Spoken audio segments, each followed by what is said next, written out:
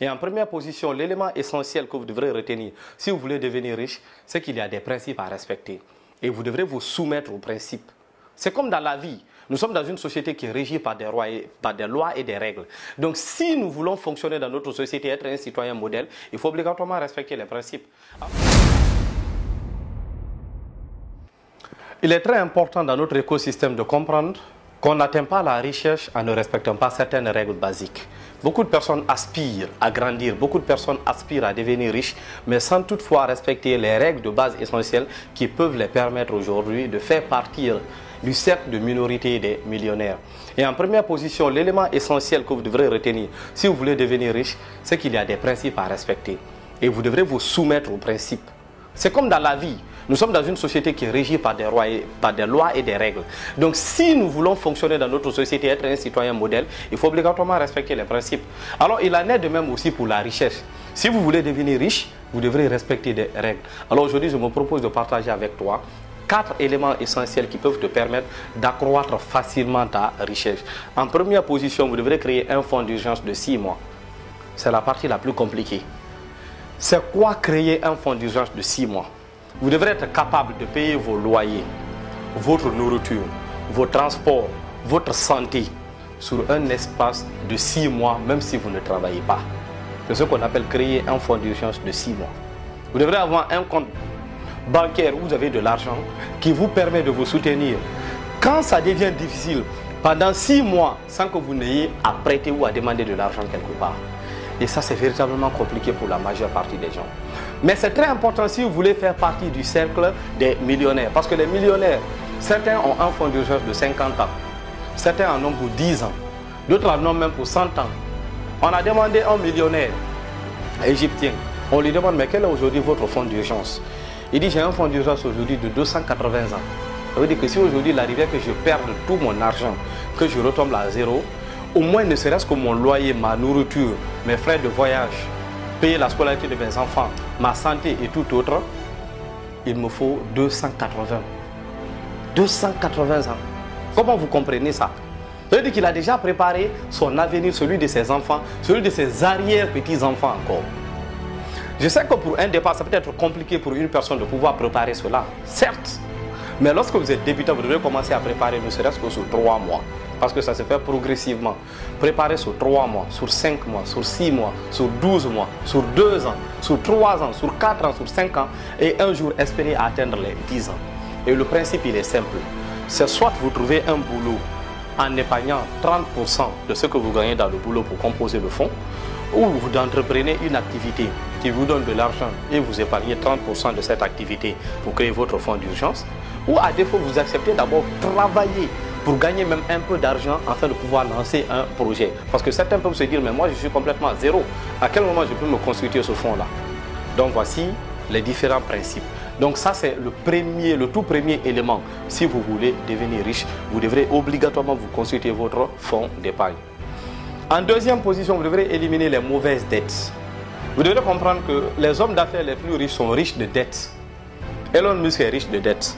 Jeff Bezos est riche de dettes. Bill Gates est riche de dettes. Ils sont tous endettés, ils sont sous le poids de la dette, mais de la bonne dette. De la bonne dette. La dette de l'investissement. Tandis que vous, qu'est-ce que vous faites? Vous êtes sous le poids de la mauvaise dette. La mauvaise dette, c'est quoi? Je décide de m'acheter une voiture pour me faire plaisir, pas une voiture que vous allez utiliser pour gagner de l'argent. Parce que la voiture peut être considérée comme un investissement dans certains cas. Vous décidez de vous acheter une voiture pour vous faire plaisir. La voiture coûte par exemple 10 000 euros et vous avez 2 000 euros. Donc vous donnez 2 000 euros en avance, il vous reste 8 000 euros. 8 000 euros que vous décidez de payer de façon progressive. Ça c'est la mauvaise dette. Parce que la voiture ne va pas vous rapporter quelque chose pour se refinancer soi-même. Ou à défaut, vous décidez de faire quoi? D'acheter des habits très chers. Alors vous décidez de vous endetter pour des habits de plus de 10 millions.